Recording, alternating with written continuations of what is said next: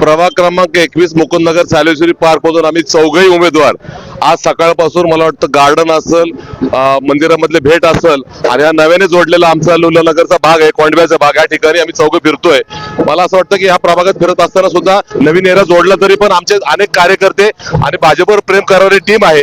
आम्हाला विश्वास आहे की आज पहिला दिवस आणि येणाऱ्या पुढचे 13 दिवस आम्ही घर टू घर जाऊन नागरिकांना भेटणार आहे, भारतीय जनता पार्टीचं कमळ पोहोचवणार आहे आणि आम्ही चौघही भरघोस मतं निवडेल असा आम्हाला विश्वास आहे. आता नव्याने जोडलेला आहे आणि पुढच्या काळामध्ये निवडणुकीनंतर काही अडचणी असतील इथल्या रस्ता, स्ट्रीट लाईट, कचऱ्याचा हा सोडण्याचा आमचा प्रयत्न असणार आहे. मला वाटतं सुरुवात आहे, पुढच्या काळातही आम्ही इथल्या भागातले प्रश्न सोडवण्यासाठी कटिबद्ध राहणार आहोत. खूप छान वाटतंय. ऍज यंग कॅन्डिडेट म्हणून भारतीय जनता पार्टीने मला ही संधी दिली आहे.